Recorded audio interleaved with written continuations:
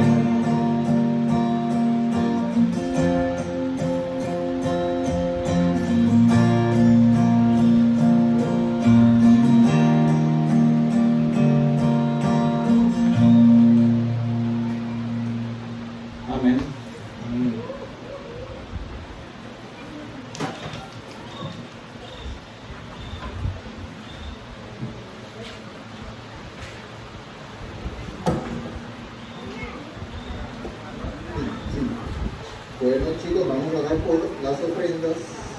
Voy a invitar a Marianita que nos acompañe aquí.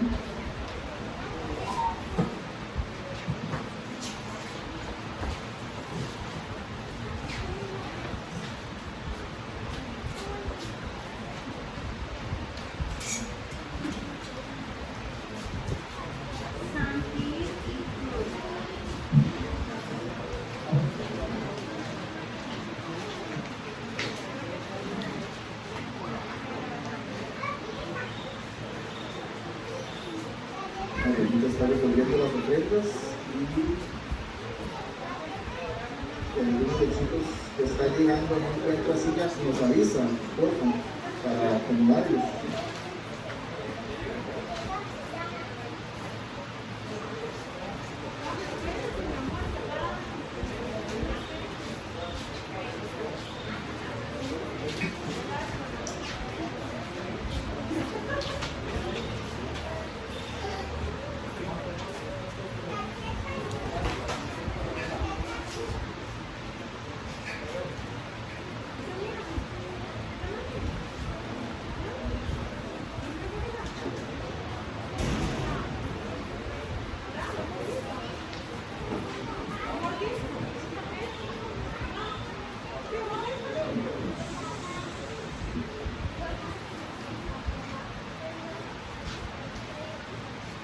Ok.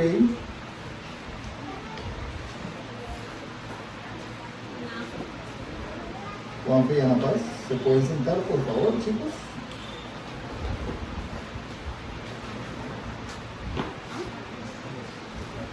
Ok, vamos a orar por las ofrendas. Señor, te damos gracias. Te damos gracias una vez más porque podemos reunirnos libremente. Tu iglesia, bajo este techo tan hermoso, bajo este día tan hermoso. Padre, te damos gracias por esas ofrendas que la iglesia puede recolectar. Te damos gracias porque pones en nuestros corazones el anhelo de darle a tu iglesia. Te damos gracias porque pones en la iglesia personas responsables que administran estos fondos, personas en las cuales podemos confiar plenamente. Te damos gracias porque gracias a estos fondos tu iglesia puede crecer. Podemos hacer cositas pequeñas cada día, cada semana, cada mes, para que este espacio se vuelva un espacio para adorarte, para alabarte, Padre. Te pedimos que nos sigas dando la convicción, Padre, de dar la ofrenda. Te pedimos que eso crezca en nosotros.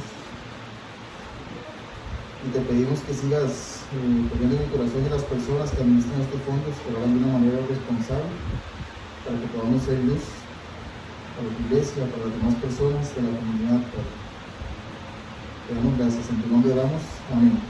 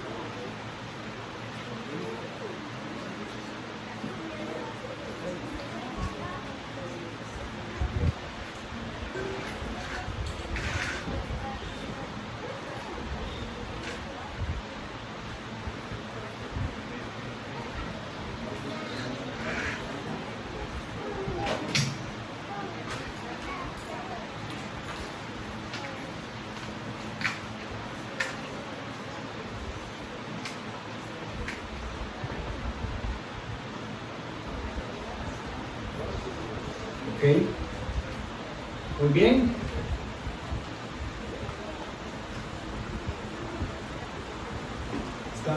Estas luces están bien encendidas, ¿sí? Le falta un poco, ¿verdad? Dele la máxima ahí a los dos. Bueno, bienvenidos a todos. Gracias de nuevo a todos los que están aquí. Y oramos por las personas que están en sus casas. Estamos en un tiempo donde de nuevo hay restricción de placas y eso hace que a algunas personas se les imposibilite asistir a la iglesia, pero si alguien igual necesita algún tipo de evidencia de que viene para la iglesia y va de vuelta a su casa, nos lo puede hacer saber y nosotros como iglesia podemos extenderle una carta, si fuera el caso. Para el mundo, todas las personas pueden circular en caso de vida o muerte, si hay que ir a un hospital o si hay que ir a un supermercado a comprar comida o a una farmacia.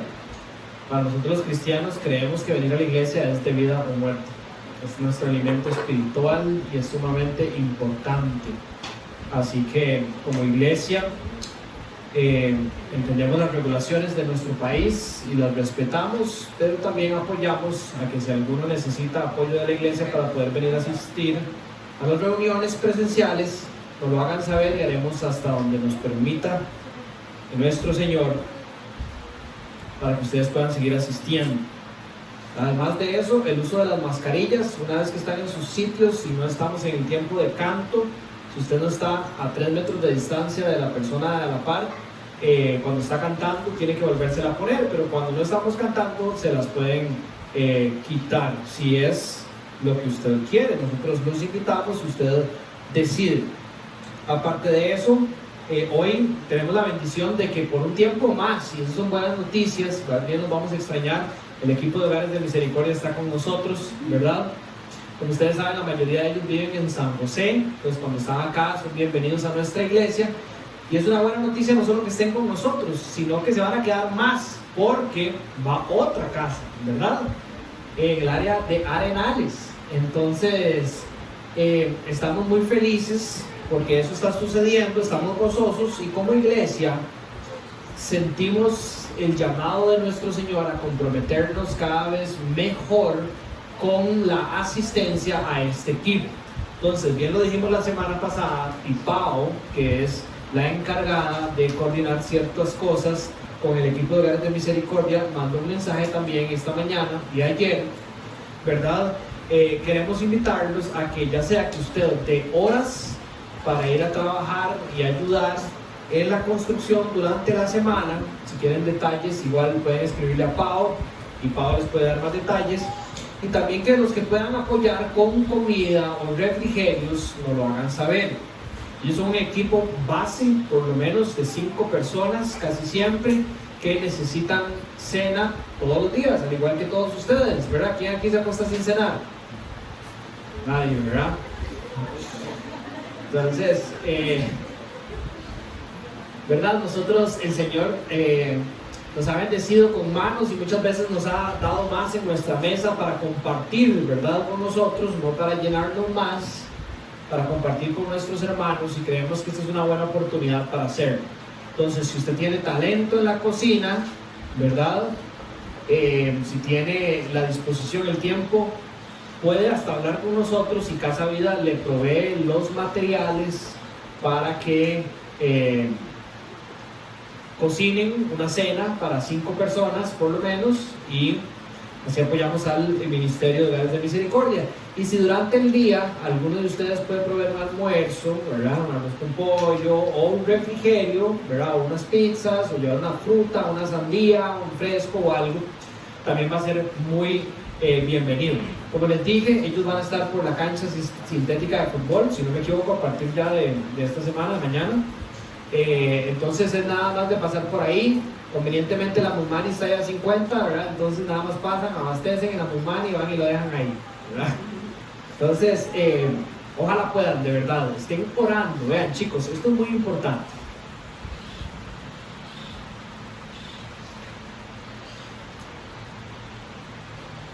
El Señor pone en nosotros el querer, pero nosotros tenemos que buscar en el Señor lo necesario para poder hacer. El Señor pone en nosotros servir, pero si nosotros no buscamos en el Señor, nosotros no vamos a servir a nadie. Nadie sirve automáticamente. Entonces, ese sentimiento que ustedes tienen de que ustedes pueden hacer algo por este ministerio, por esta iglesia, por alguien en su comunidad o por cualquier cosa, no va a pasar por arte de magia si usted no va al Señor y busca en Él las fuerzas para hacerlo. Entonces, dediquen un ratito en sus oraciones para ver cómo el Señor los ha llamado a servir, y esta puede ser una manera de servir a su comunidad la próxima semana. Muy bien, entonces esos son todos los anuncios. Hemos estado hablando las últimas semanas, basados en Mateo capítulo 5, sobre lo que denominamos como la serie de la reforma de la ley por parte de Jesucristo.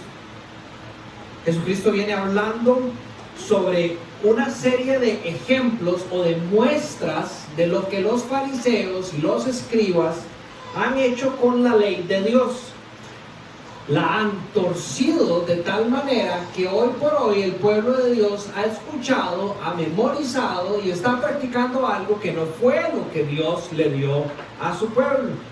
Y al igual que Cristo, nosotros tenemos la convicción, decíamos la semana pasada, de que es necesario que nosotros tengamos un entendimiento sano de la voluntad que siempre ha sido revelada por Dios. Abro paréntesis, la Biblia dice que Dios es el mismo ayer, hoy y siempre. Entonces no es que Jesús está dando nuevas adiciones a la ley, está sumando cosas nuevas a la ley. No, eso no es lo que está pasando. Él está trayendo la ley de vuelta según Dios la había revelado desde el principio, y la mantendrá hasta el final de los tiempos. Y como les digo, creemos que es importante la comprensión de esta ley por 2 razones. Número 1, porque nos va a llevar a tener un corazón verdaderamente dedicado a Dios. ¿Por qué verdaderamente dedicado a Dios? Porque como hemos venido estudiando en esta serie de enseñanzas, y hoy vamos a volver a reforzar, si usted es cristiano, hay algo en usted que lo invita a amar a Dios por como Él lo ha amado a usted. Y Jesucristo en toda la Biblia relaciona el amor con la obediencia a sus mandamientos, con el caminar del cristiano. Si usted no entiende los mandamientos de Dios, o si usted se queda con lo que ha escuchado, que alguien le ha dicho que se supone que es lo que Dios quiere para su vida, usted podría pasar toda su vida caminando una vida que usted creyó que era el caminar del cristiano, alejada de la voluntad de Dios para su vida. Entonces, si usted verdaderamente quiere tener un corazón dedicado al Señor en amor y en obediencia, es fundamental aprender sobre la voluntad de Dios revelada en su palabra, que en el contexto de hoy es la ley de Dios dada a los hombres en lo que conocemos nosotros como el Antiguo Testamento, podría ser. Y el otro punto que creemos que es importantísimo es que por el entendimiento correcto de la ley, es que la Biblia dice que nuestras vidas son transformadas. Entonces no solo es un corazón dedicado, sino que el efecto de ese corazón dedicado a la verdadera voluntad de Dios es una renovación mental y una transformación de vida, donde vamos a poder verdaderamente experimentar los dos anhelos, tanto de Dios como de los cristianos. Número uno, vivir la comunión con el Señor aquí en la tierra y para el resto de la eternidad. Pero aquí en la tierra es importante. Los cristianos no fuimos salvos para experimentar a Dios solo en la nueva tierra o en el cielo o en la vida eterna. Desde ahora el reino de los cielos está aquí. Desde ahora Él es nuestro Rey y Él derrama bendición sobre su pueblo. Queremos vivir en esa comunión con el Señor hoy por hoy, y además como consecuencia de esto automáticamente vamos a cumplir el segundo mayor deseo de todo cristiano, no solo tener una vida cercana de comunión con Dios, sino que cumplir aquello que Dios le ha mandado a cumplir, que es lo que la Biblia denomina la Gran Comisión, o la historia de la iglesia más bien ha denominado como la Gran Comisión. Conforme usted ama a Dios y obedece sus mandamientos, automáticamente cumple la Gran Comisión. Ese es el orden de cómo esto sucede. Aquellos que se dedican, o podríamos decir de cierta manera, se distraen cumpliendo la Gran Comisión sin tener un corazón verdaderamente dedicado a Dios, podrían ser aquellos que en el capítulo 7 Jesús dice que lo llaman Señor, Señor, y que verdaderamente no lo conocen, porque se dedicaron a hacer un montón de cosas que se supone que es lo que tenían que hacer para agradar a Dios, y su corazón nunca estuvo cercano a Él. Un correcto acercamiento a Dios y a su voluntad traerá comunión genuina con Él y un caminar verdadero para el cristiano.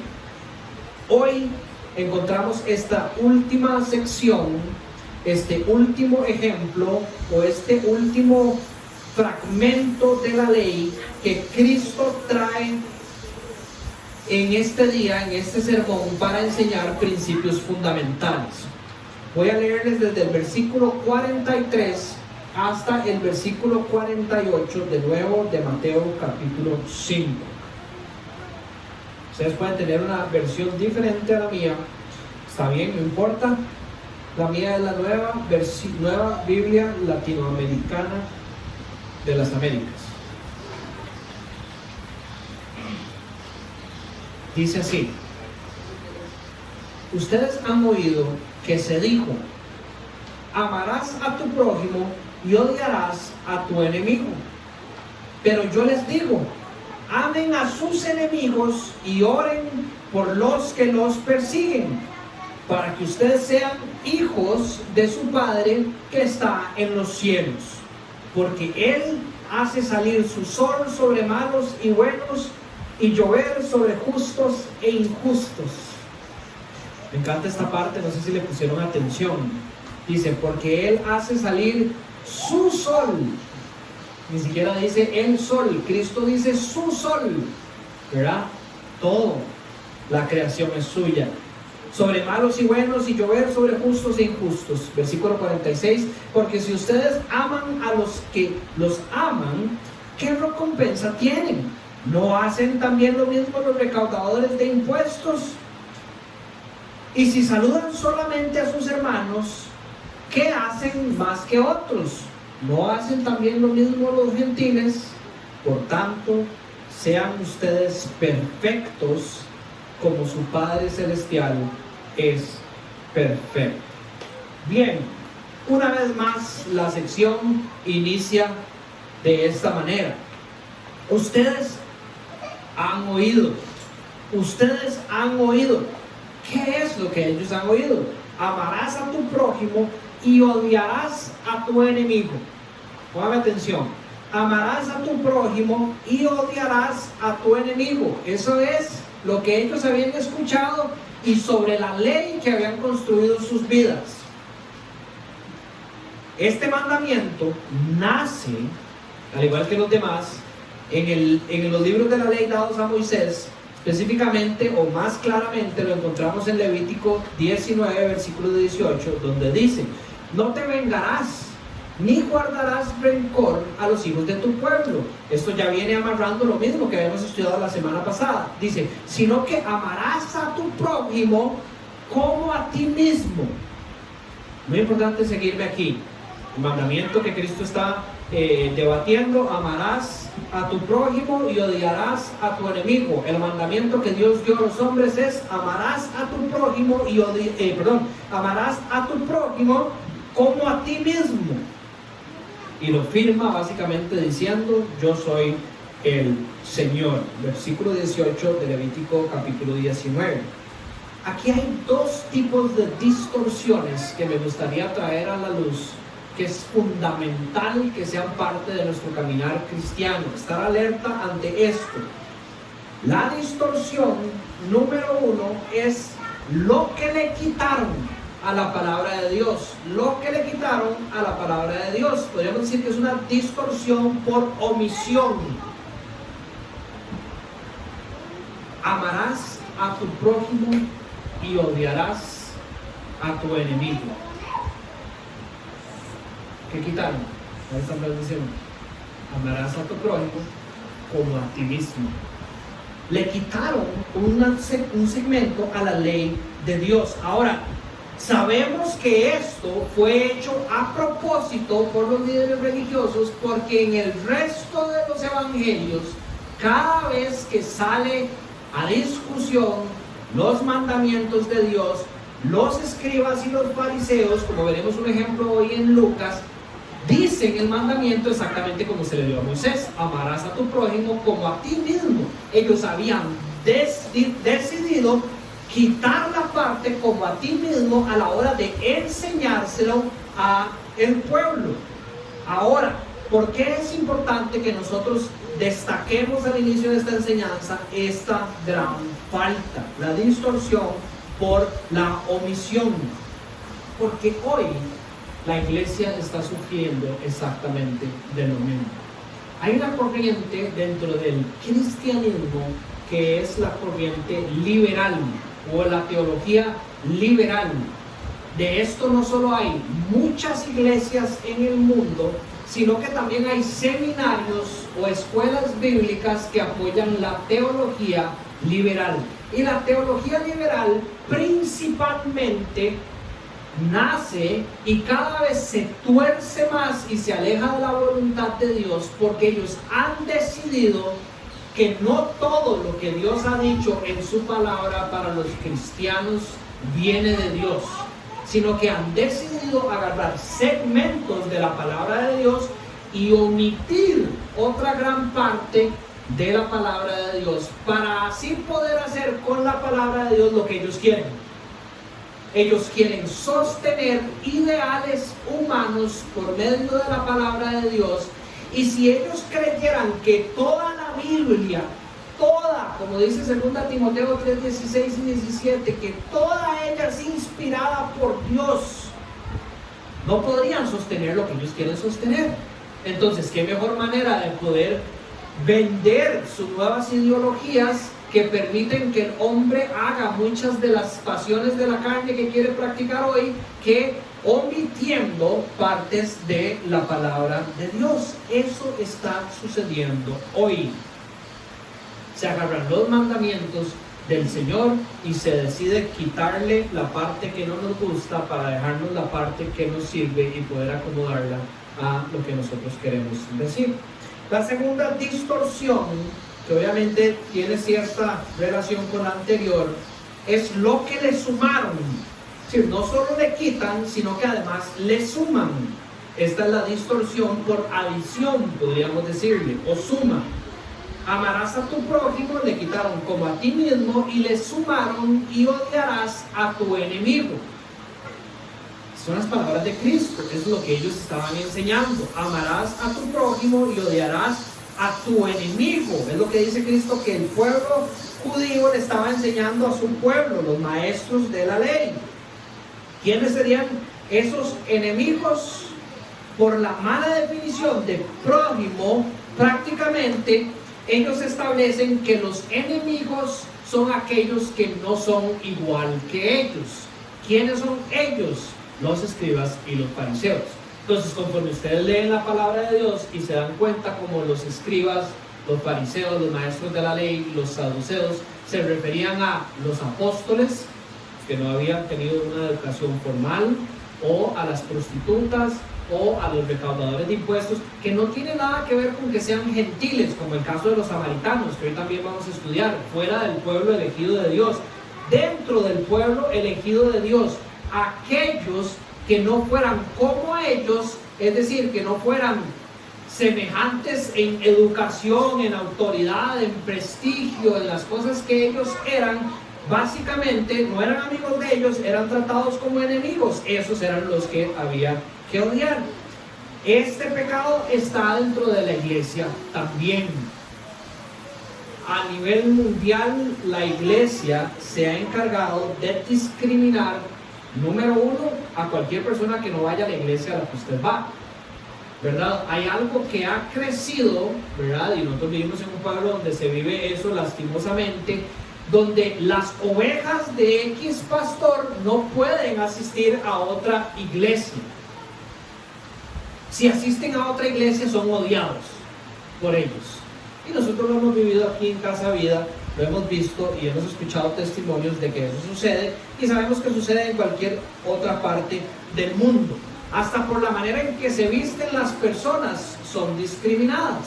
Cuando mi esposa y yo estábamos orando por plantar una iglesia aquí, una de las razones por las cuales sentíamos un peso de que era necesario, y era algo que ya habían detectado tanto personas como Carlos, María José, Pano, Jamie y otras personas que tenían Pío, ¿verdad?, que habían servido aquí ya en Casa Vida antes de que yo llegara, era que había muchas personas que habían sido echadas de las iglesias porque las personas, los jóvenes, no alcanzaban los estándares de aquellos cristianos que estaban dentro de la iglesia. Tenían el pelo muy largo, o no tenían zapatos, les gustaba andar en chancletas, o les gustaba surfear, no les gustaba ponerse pantalones ni camisas para ir los domingos, y por esa razón estaban fuera. Básicamente es, amamos a los que están adentro, odiamos a todos los demás que están afuera. Es un pecado que está en la iglesia, que nosotros tenemos que tener cuidado de que no se haya metido por nuestras venas como algo parte de nuestra sociedad, y que lo estemos llevando a la práctica de nuestro caminar cristiano. Amamos nosotros a nuestro prójimo, vamos a ver esa definición de prójimo, y odiamos al resto de las personas. Eso es contrario a la voluntad de Dios, que dice amar al prójimo como a ti mismo. La sumatoria de esas dos distorsiones es el inicio de cualquier herejía que usted haya escuchado en esta tierra.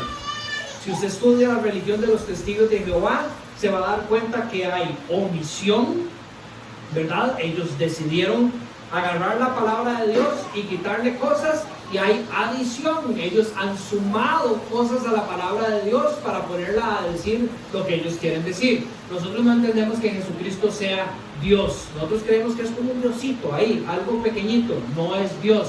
Entonces sumémosle un artículo a Primera de Juan, cuando dice en el principio era el verbo, y el verbo era con Dios, y el verbo era Dios. Ellos le sumaron y el verbo era un Dios. Adición a la palabra de Dios.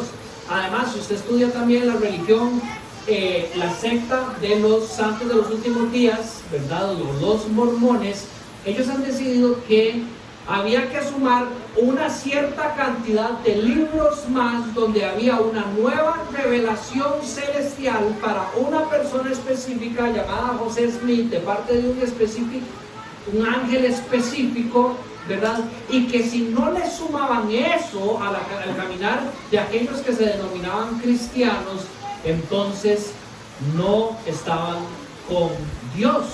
Y ahora ellos aman a los que están dentro de su religión y literalmente odian a cualquier persona que esté fuera de la religión de ellos.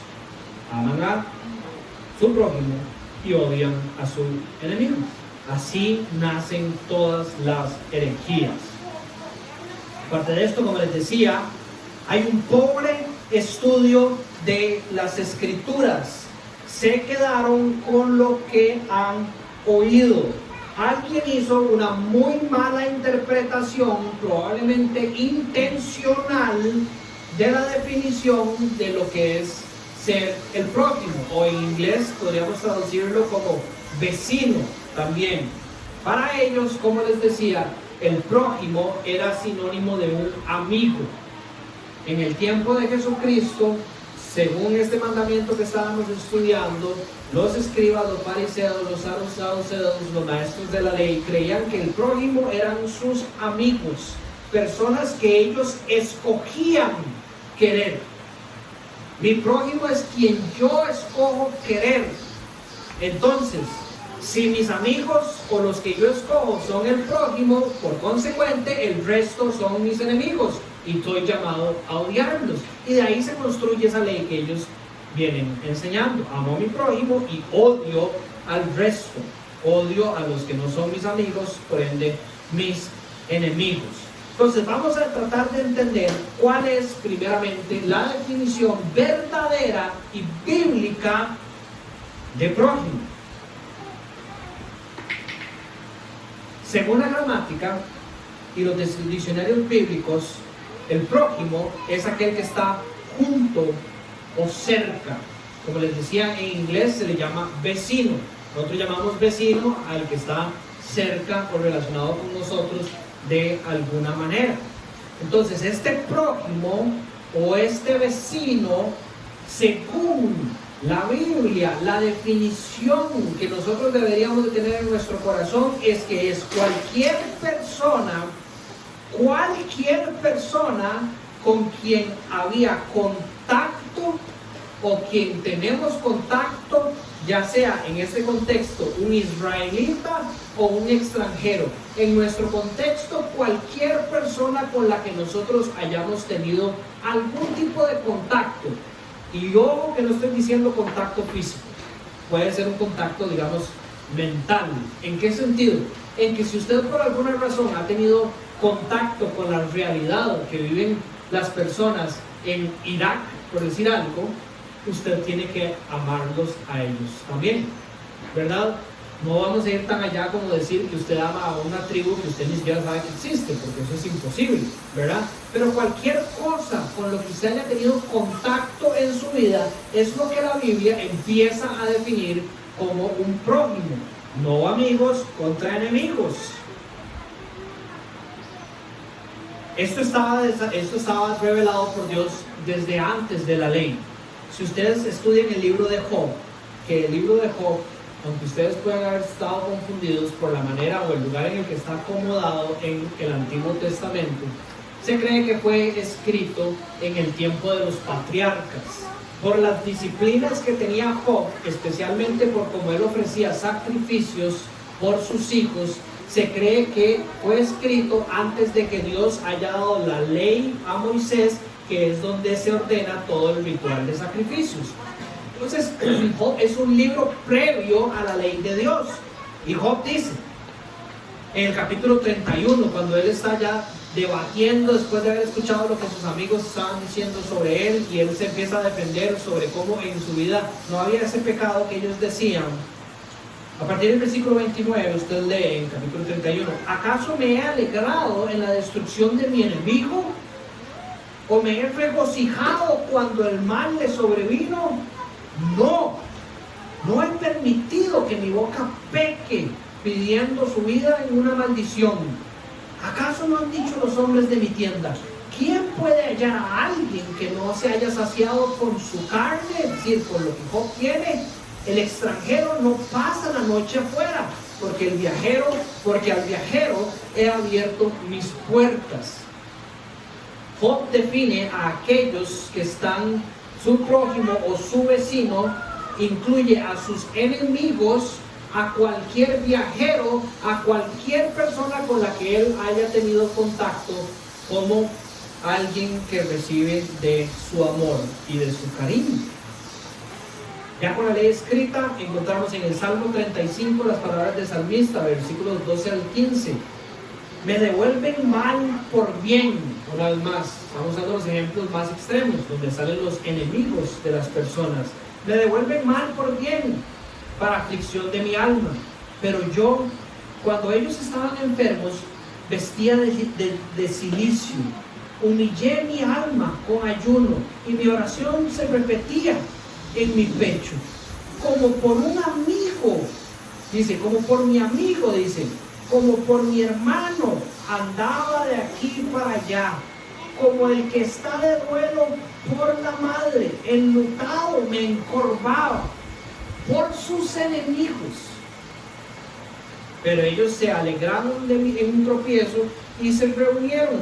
Los agresores, a quienes no los conocía, se juntaron contra mí, me despedazaban sin cesar. Y por estos Job oraba. Job hacía, el salmista oraba, él se humillaba, pasaba tiempo, dice que como si fuera viviendo el luto por su madre, por estas personas que le pagaban un mal. Me devuelven mal por bien, dice. En Proverbios, una vez más, ya con la ley escrita, un consejo de sabiduría que encontramos en la palabra de Dios, 25-21, dice: si tu enemigo tiene hambre, dale de comer pan, y si tiene sed, dale de beber agua. Ama a tu prójimo como a ti mismo. El amor de Dios incluye estos que ellos habían excluido y habían catalogado sus enemigos.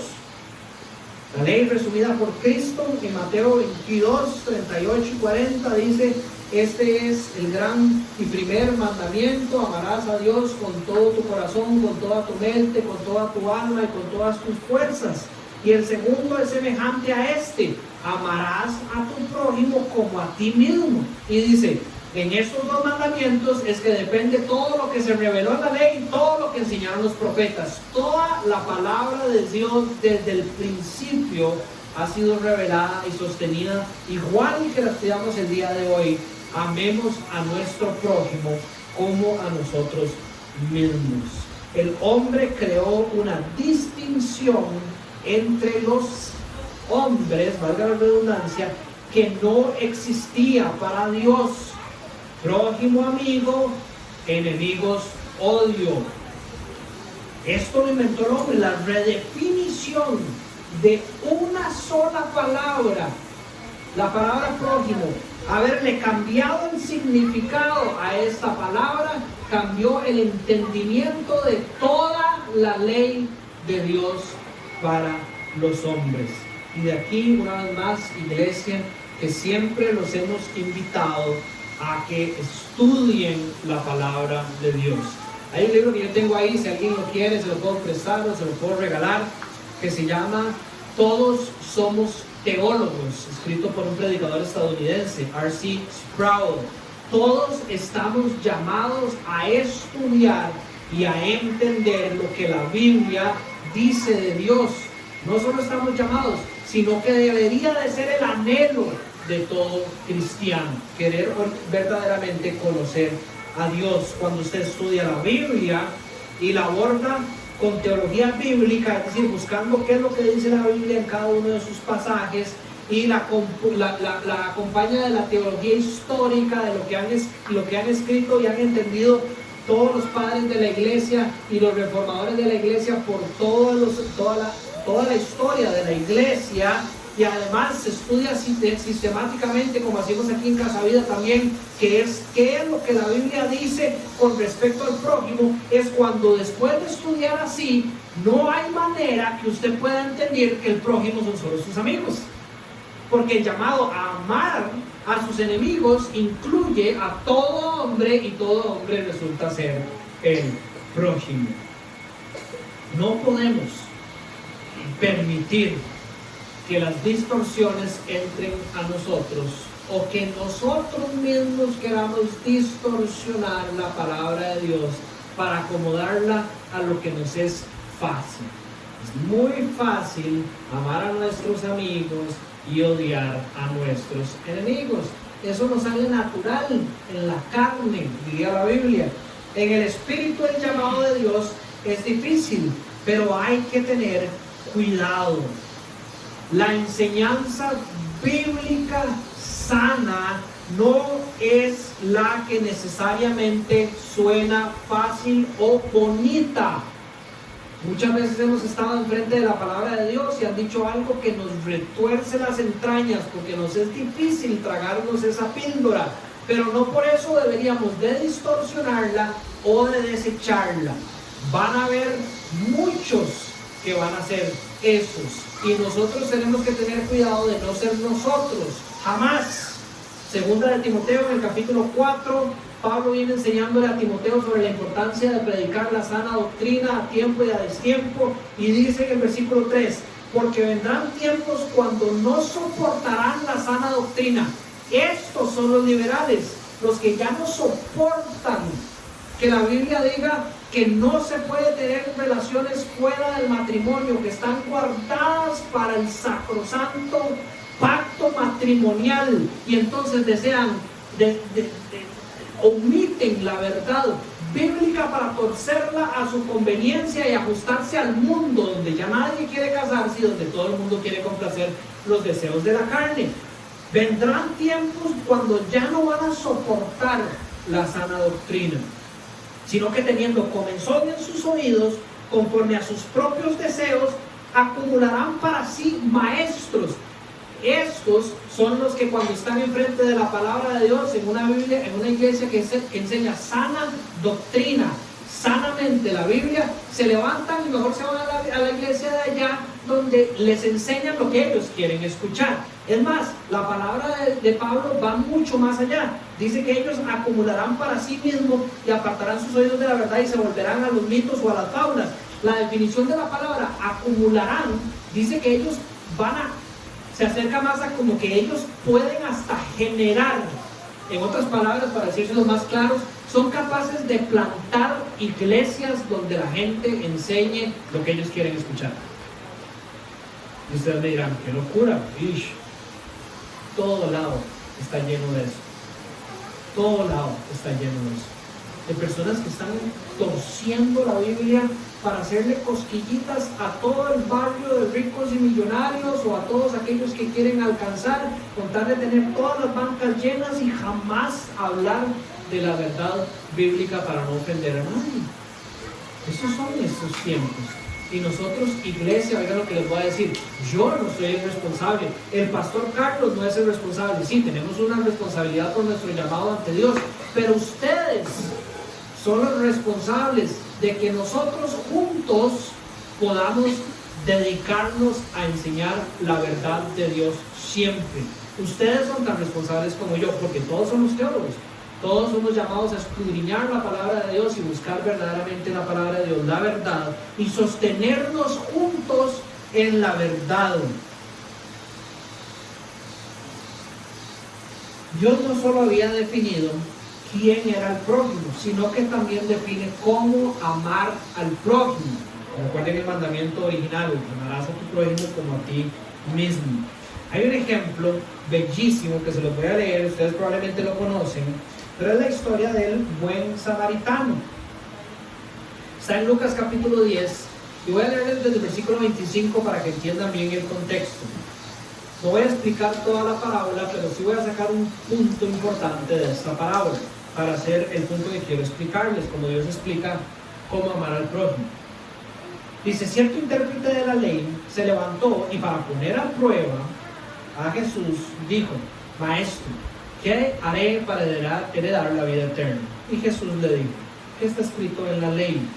¿Qué lees en ella? Y este mismo, que venía engañando al pueblo, un escriba y un fariseo, ¿verdad?, maestro de la ley, responde: amarás al Señor tu Dios con todo tu corazón y con toda tu alma y con todas tus fuerzas, con toda tu mente, y al prójimo como a ti mismo. Él sabe lo que dice la ley. Entonces Jesús le dijo: has respondido correctamente, haz esto y vivirás. Pero queriendo él justificarse, es decir, queriendo el maestro, el intérprete de la ley, justificarse a él por su estilo de vida, por cómo él ha estado viviendo y lo que él ha escogido, le dijo a Jesús: ¿y quién es mi prójimo? La distinción, a quién sí y a quién no. Y Jesús le respondió: cierto hombre bajaba de Jerusalén a Jericó y cayó en manos de salteadores, los cuales, después de despojarlo y de darle golpes, se fueron, dejándolo medio muerto.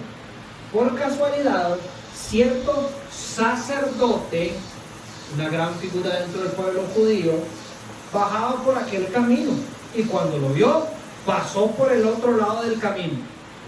Del mismo modo, también un levita o un maestro de la ley, gran respetado en el pueblo judío, cuando llegó al lugar y lo vio, pasó por el otro lado del camino. Pero cierto samaritano, el más odiado por el pueblo judío, los samaritanos, cierto samaritano que iba de viaje, llegó a donde él estaba, y cuando lo vio, tuvo compasión, y acercándose, le vendó sus heridas, derramando aceite y vino sobre ellas, y poniéndolo sobre su propia cabalgadura, lo llevó a un mesón y lo cuidó, o a un hotel y lo cuidó. Al día siguiente, sacando 2 denarios, es decir, bastante plata, se los dio al dueño del hotel o al mesonero y dijo: cuídenlo, y todo lo demás que gasten, cuando yo regrese, se lo pagaré. ¿Cuál de esos 3 piensas tú que demostró ser prójimo de él que cayó en manos de los salteadores? Y el intérprete de la ley, sin más opción, responde: el que tuvo misericordia de él. Ve y haz tú lo mismo, le dijo Jesús. Ahora, aquí hay algo importantísimo que define la manera en que nosotros tenemos que amar al prójimo y quién es nuestro prójimo. La pregunta de el intérprete de la ley fue: ¿quién es mi prójimo? Y Jesús cuenta esta historia y después le da vuelta a la pregunta al final. No sé si se dieron cuenta. Jesús le pregunta al intérprete de la ley: ¿cuál de estos 3, el sacerdote, el levita o el samaritano, cuál de estos 3 piensas tú que demostró ser prójimo del que cayó? Es decir, el que está en el hueco, si el que estuviera en el hueco pudiera decir: este es mi prójimo, ¿cuál dice usted que sería el prójimo para el que fue asaltado? Y él dice: el que tuvo misericordia de él. Y de esta manera, Jesucristo le estaba enseñando a su pueblo que el prójimo es aquel que ama sin condición. El prójimo es aquel que se ama sin condición y ama sin condición. El que fue asaltado, según la respuesta del intérprete de la ley, el prójimo de él, es decir, el que el asaltado iba a llamar prójimo, es aquel que reconocía como su enemigo al samaritano. Y el samaritano que reconocía que el israelita era su enemigo, lo amó también sin condición. ¿Y qué es lo que Jesucristo le dice al pueblo? Vayan y hagan lo mismo. ¿Quién es el prójimo para nosotros, iglesia? No hay condiciones. Vayan ustedes y amen incondicionalmente a cualquier persona que Dios ponga en su mente o en su vida. Ese es el prójimo. Cualquier persona, sin condición. El texto de hoy nos llama a amar sin distinciones. Vean el versículo 44. Yo les digo, amen a sus enemigos y oren por los que los persiguen. Si usted lee Reina Valera de 1960, esto es por la línea de traducción, abro un paréntesis, hay notas que habían en las diferentes líneas de traducción que algunos consideran que eran parte de la palabra de Dios, y por la razón de que estas notas no están en algunos manuscritos, otra línea de traducción no las consideran como tal, pero la enseñanza, el peso doctrinal es el mismo. La Reina Valera dice, yo os digo, la del 60, amad a vuestros enemigos, bendecid a los que los maldicen, haced el bien a los que los aborrecen y orad por los que los ultrajan y los persiguen. Completamente de acuerdo con Job, con Salmos, con Proverbios, con enseñanzas de Cristo, con lo que Cristo está enseñando el día de hoy. Es extremo la manera en que estamos llamados a amar sin distinción a vuestros enemigos, a los que los maldicen, a los que los aborrecen, a los que los ultrajan, a los que los persiguen. No solamente a sus amigos, amen sin distinción a todos. Ahora, qué difícil, me dirá usted. Usted podría cerrar los ojos y en 5 segundos pensar en una persona que usted dice, esta persona a mí me ha hecho daño. No solo eso, sino que yo siento que hay como que, digamos, esa es la misión de su vida, ¿verdad? O en el pasado, esta persona me hizo tanto daño que es físicamente imposible para mí como cristiano llegar a amarlo. Hay algo interesante en todos estos textos que hemos estado estudiando, que es el contraste en la manera en que ama al mundo y la manera en que Dios ama al mundo. Para nosotros entender cómo Dios ama al mundo, nos va a llenar de esperanza y va a alimentar nuestra fe, y vamos a entender que nosotros podemos amar de la misma manera que Dios ama. En la Biblia hay 4 tipos de amor. Voy a tratar de pronunciarlo así, sin ningún acento extraño, ¿verdad? Pero en el griego, digamos, hay uno que se llama el amor filio, ¿verdad? O filia, dependiendo como usted lo lea, que es un amor que tiene que ver como con la hermandad, ¿verdad? Tal vez el amor filio es el amor que usted puede encontrarse entre sus amigos, ¿verdad? O sus personas queridas, hasta se puede experimentar dentro del matrimonio. De hecho, hay un texto, bueno, ahorita se los voy a leer para no hacerles un colocho. Después está el otro amor, que es el amor storge, que es el amor más de familia, donde hay lazos familiares de por medio. Después está el amor eros, que es un amor romántico, tiene que ver con ese otro tipo de amor. Y el último que voy a mencionar es el amor ágape. El amor ágape, pongan mucha atención, es el amor que busca y trabaja para encontrar el mayor bienestar de otra persona. La delicia de los textos originales, o no sé si decirlo más bien al revés, la pobreza del español nos ha hecho que nos perdamos de ciertos detalles en la Biblia que son muy ricos para poder entender mejor las enseñanzas. Hay un texto en San Juan capítulo 21 donde usted puede entender la relación que hay entre estos términos de amar. En San Juan capítulo 21, el versículo 15, Jesucristo ya resucitado se topa a Pedro, es cuando él restituye a Pedro, ¿verdad? Y lo llama a servirle. Y dice que cuando terminaron de desayunar, Jesús le preguntó a Simón Pedro: Simón, hijo de Juan, le dice, ¿me amas más que a estos? La definición de esa palabra amas es ágape. Es decir, ¿estás dispuesto a amarme y buscar y trabajar por el bienestar mío y de los demás? Y Pedro responde, sí, Señor, tú sabes que te quiero, dice en mi versión. Si usted lo lee en la Reina en la Reina Valera, vamos a ver, dice, sí, Señor, tú sabes que te amo.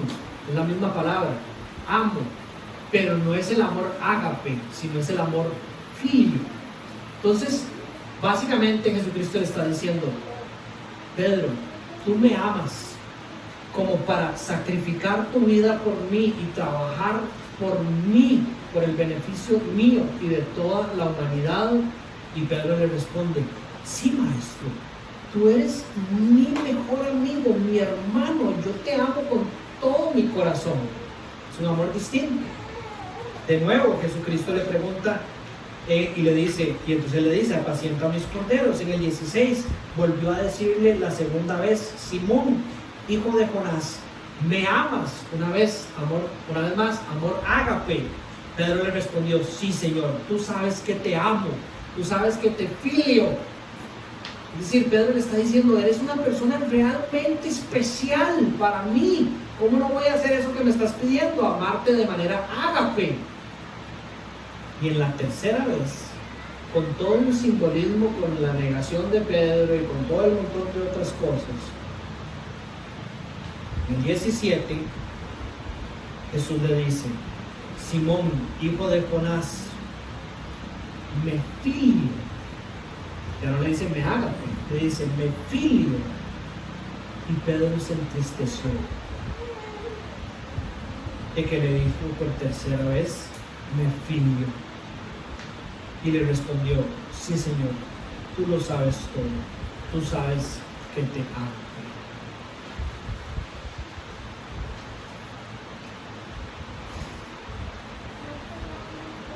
Nosotros no podemos ser mejores amigos de Jesucristo y no amarlo de la manera en que Él nos manda a llamarlo.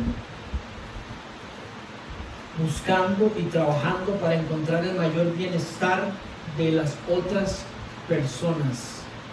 Pedro se sintió muy mal la tercera vez que le preguntó, porque Jesucristo estaba cuestionando si ese corazón era genuino, el de amistad, y si eso verdaderamente lo iba a sostener para amar ágape como Él le estaba pidiendo. Pero es un lindo ejemplo, lo traje a colación, lo traje entre mis notas, porque recuerdo que es donde se intercambian esas dos palabras y podemos ver la riqueza del lenguaje original y la falta que hay tal vez de detalle en el español. Esa es la diferencia entre esos tipos de amor. Entonces el ágape es el amor que busca y trabaja para encontrar el mayor bienestar de otra persona. Ese es el amor que tiene el Padre. El amor ágape es el amor de Dios. Cuando usted lee 1 Corintios en el capítulo 13 y está esta belleza de descripción de lo que es el amor, suena hasta casi imposible de alcanzar, porque es la descripción del amor divino. Dice, el amor es paciente, es bondadoso, el amor no tiene envidia, el amor no es jactancioso, no es arrogante, no se porta indecorosamente, no busca lo suyo, no se irrita, no toma en cuenta el mal recibido. El amor no se regocija de la injusticia, sino que se alegra con la verdad. Y todo lo sufre, todo lo cree, todo lo espera, todo lo soporta. El amor nunca deja de ser. La palabra amor en 1 Corintios capítulo 13, todas las palabras donde sale ahí amor, nacen del amor ágape. Y por eso es que se usa mucho, cuando se usa de manera correcta, en los matrimonios, porque ese es el amor que se necesita dentro de un matrimonio, no el amor eros, que se nos sostiene, ni el amor filio, que es más relacional y de mejores amigos y demás. Tiene que ser un amor sacrificial que busca, trabaja para encontrar el bienestar de la otra persona. Basta con leer 1 Corintios capítulo 5 a partir del versículo 22 para darse cuenta que ese es el amor que Pablo describe que Cristo tiene por la iglesia y que el esposo debería tener por la iglesia también. Usted dirá, demasiado difícil poder tener ese amor. La Biblia nos llama y nos dice que ese es el amor que nosotros podemos producir también como hijos de Dios. En 1 de Juan capítulo 4 del 7 al 11 dice, amados, amémonos unos a otros porque el amor es de Dios. Y todo el que ama es nacido. Vean la cantidad de veces que usa la palabra amor Juan aquí. Primera de Juan: amados, amémonos unos a otros, porque el amor es de Dios. Y todo el que ama es nacido de Dios y conoce a Dios. El que no ama no conoce a Dios, porque Dios es amor. Y en esto se manifestó el amor de Dios en nosotros, en que Dios ha enviado a su Hijo unigénito al mundo para que vivamos por medio de Él. En esto consiste el amor. No en que nosotros hayamos amado a Dios, sino en que Él nos amó a nosotros y envió a su Hijo como propiciación por nuestros pecados. Amados, si Dios así nos amó, también nosotros debemos amarnos unos a otros. Todas las palabras amor que encontramos en este texto vienen del amor ágape. El llamado de nosotros a amar al prójimo es como un amor igual al que el Padre tiene por nosotros, demostrado en Cristo Jesús. Un amor que trabaja y que busca y que construye sacrificialmente por el beneficio de los demás. Amarnos, hermanos, ámense unos a otros. Amemos como nos amamos a nosotros mismos. Dios nos llama a nosotros a amar de esta manera, nos llama a amar como Él ama. Y claramente de aquí la necesidad de la oración. ¿Recuerdan el texto? Amen a sus enemigos y oren por aquellos que los maldicen, los persiguen y hacen todo este tipo de cosas por ustedes. Claro que tenemos que orar, porque como les decía al principio, en la oración es donde vamos a encontrar lo necesario para poder hacer esto que Dios nos llama a hacer. Amen a sus enemigos. ¡Wow! Yo quiero Jesús, pero qué difícil. Jesús dice: oren, y en la oración encontrarán en Cristo lo necesario para poder verdaderamente producir este amor. Tenemos que creer en que podemos amar de la misma manera en que Cristo ama a todo el mundo. Él, Jesús, nos llama a hacerlo. ¿Está seguro que podemos hacerlo? El texto dice: yo les digo, amen a sus enemigos y oren por los que los persiguen, para que ustedes sean hijos de su Padre que está en los cielos, porque Él hace salir el sol sobre los malos, hace salir su sol sobre los malos y buenos, y llover sobre justos e injustos, lo que en teología se conoce como la gracia común. Dios derramando su amor sin distinción sobre toda la humanidad. Hace salir el sol sobre los malos y sobre los buenos, hace que la lluvia caiga sobre los malos, sobre los buenos. Así amen al prójimo.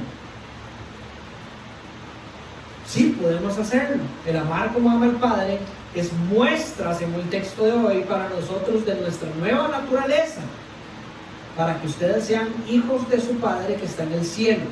Una vez más, no es que yo amo para poder ser hijo de Dios, sino que el amar como Dios ama es la muestra de que somos hijos de Dios.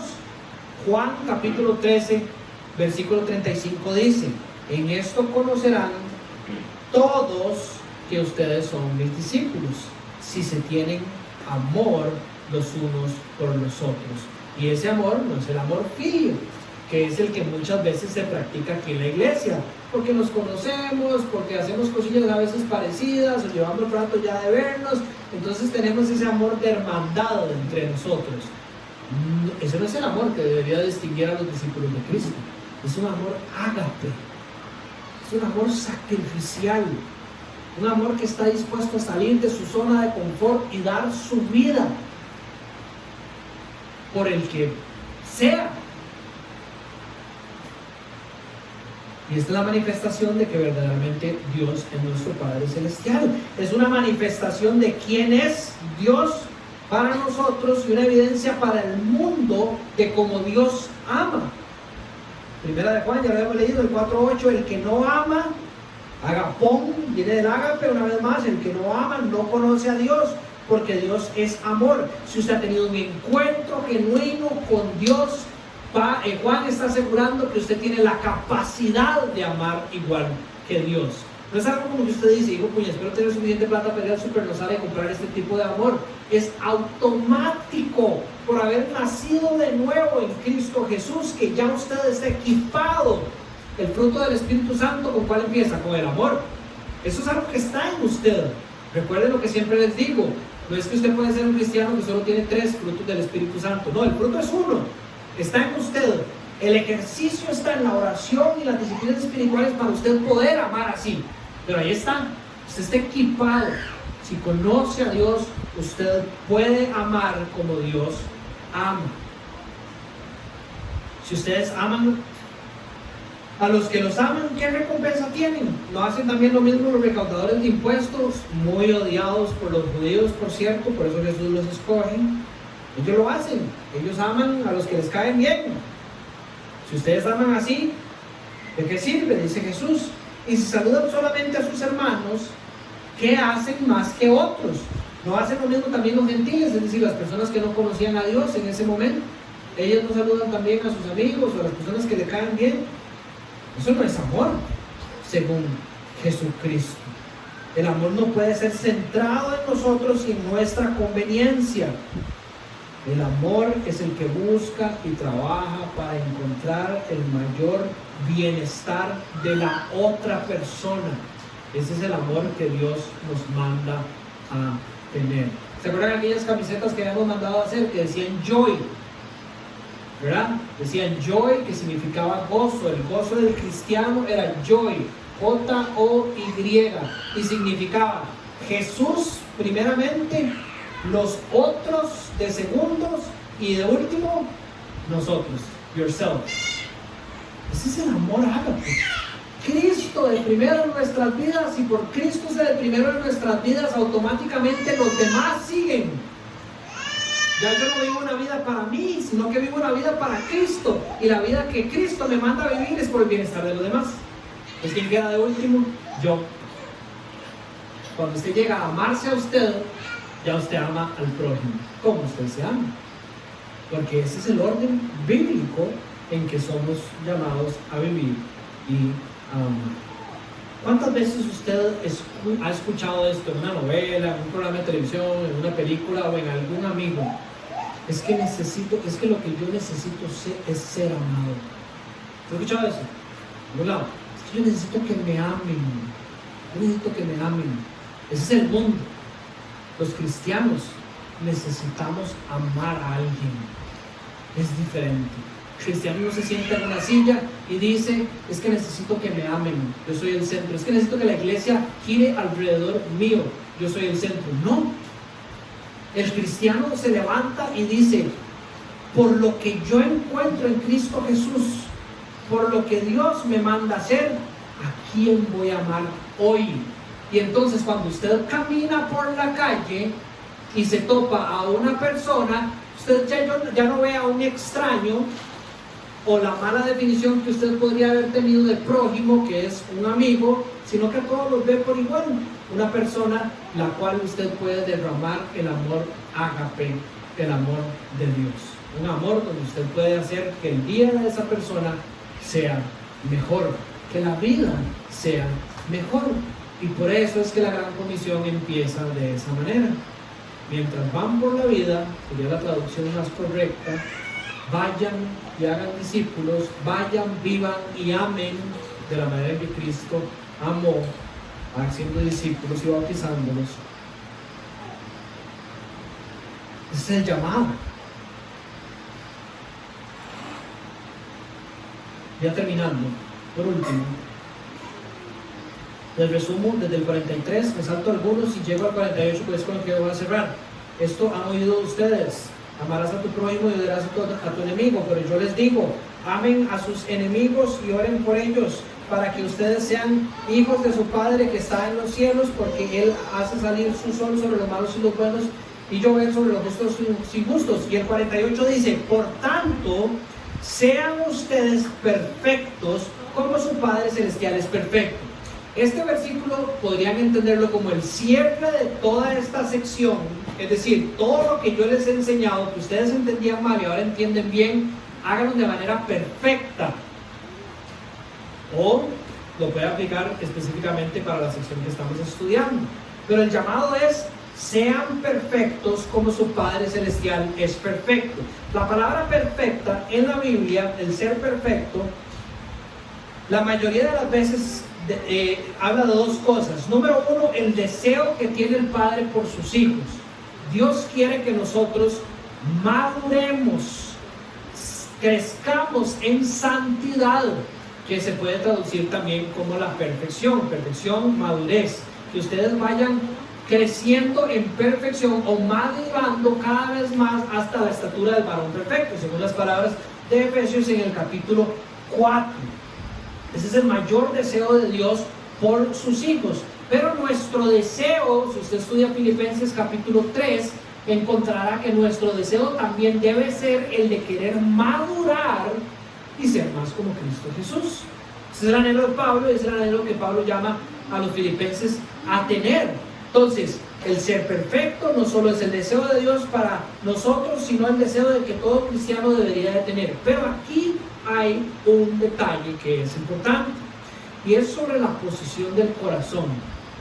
Aquí Jesucristo no creo que se esté refiriendo tanto a esa perfección de madurez que se va adquiriendo, sino a la posición correcta del corazón para poder seguir la ley como Él la está llamando a seguir. Pongan atención. Dice: sean perfectos como su Padre es perfecto.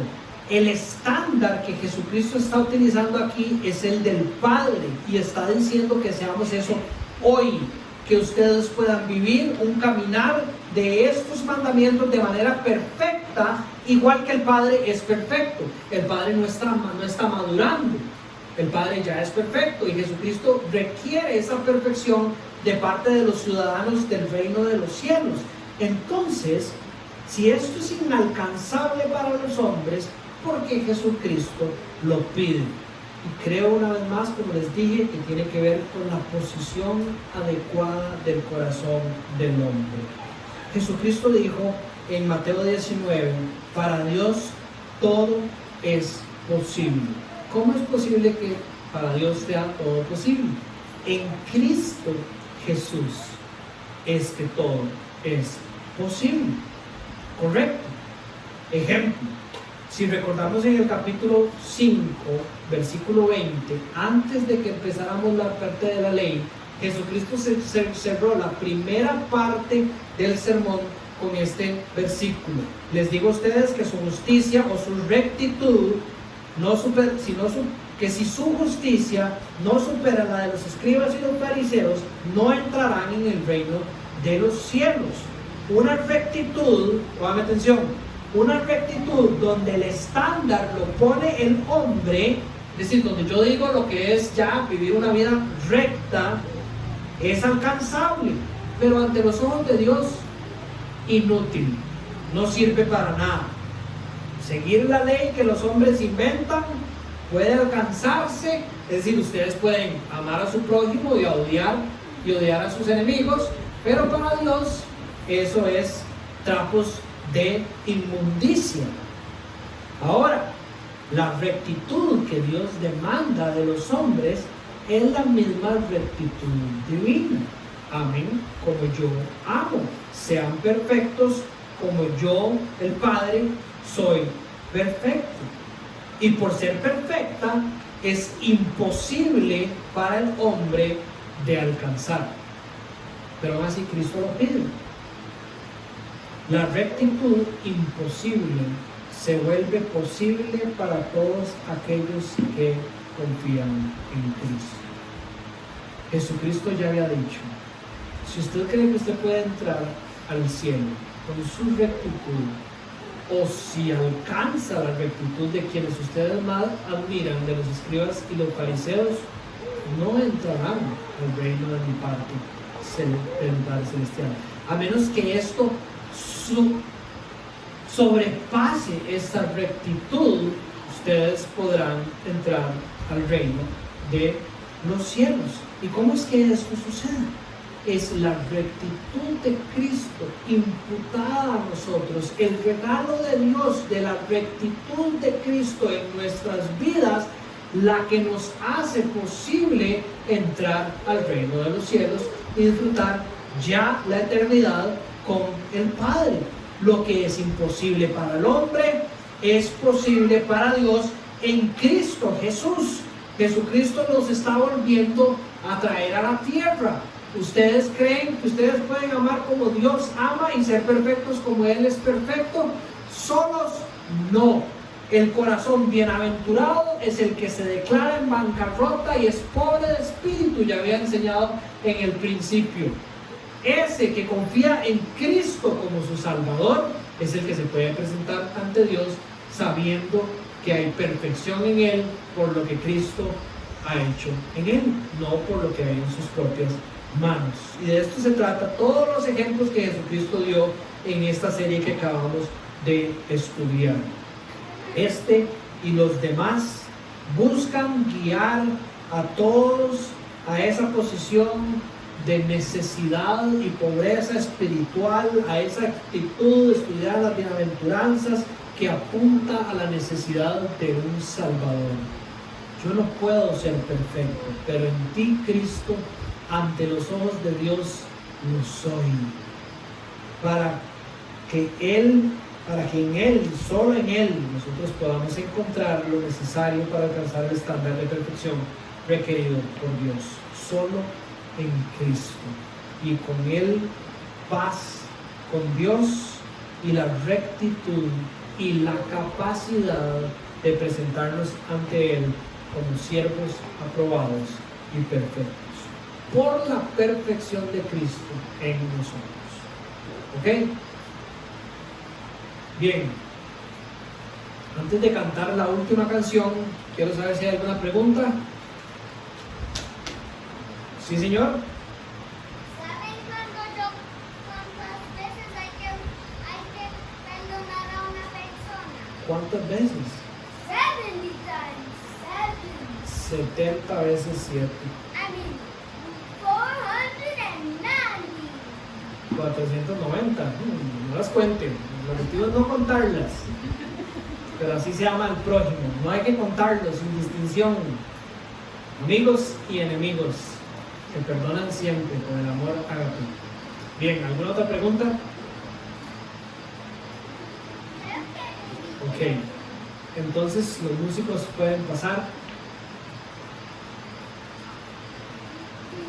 Voy a orar y juntos vamos a cantar una última canción.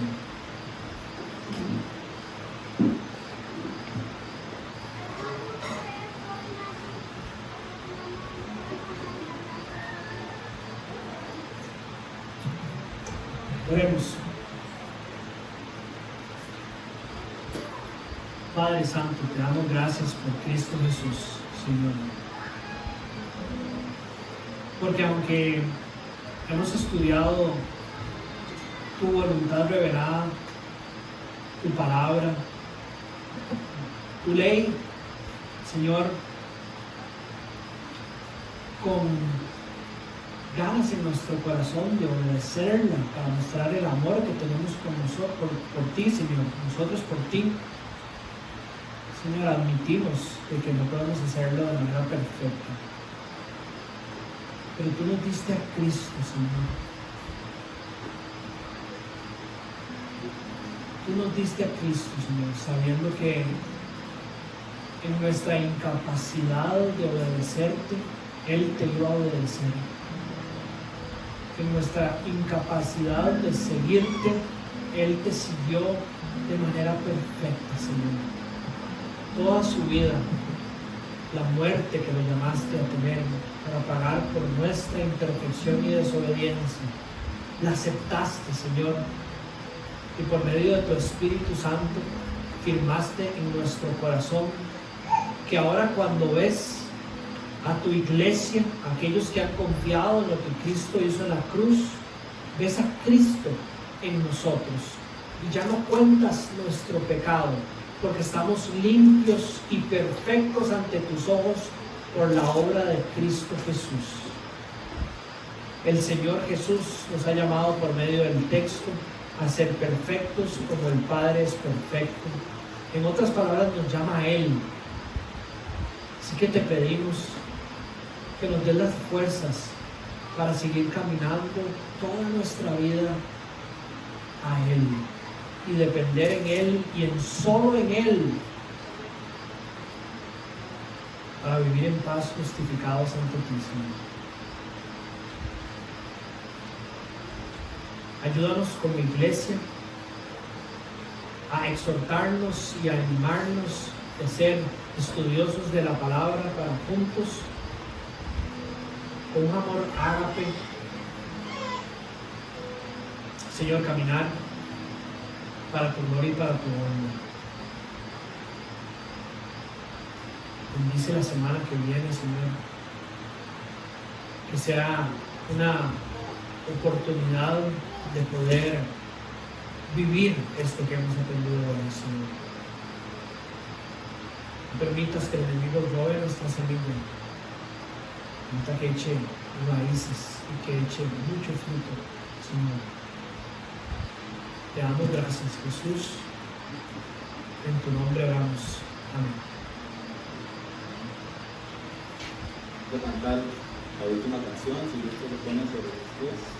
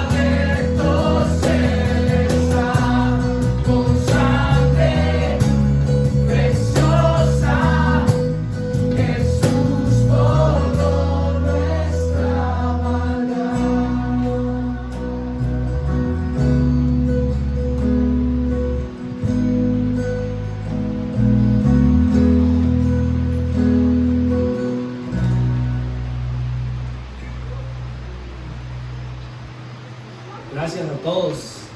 Están bienvenidos a quedarse un ratito a saludarnos.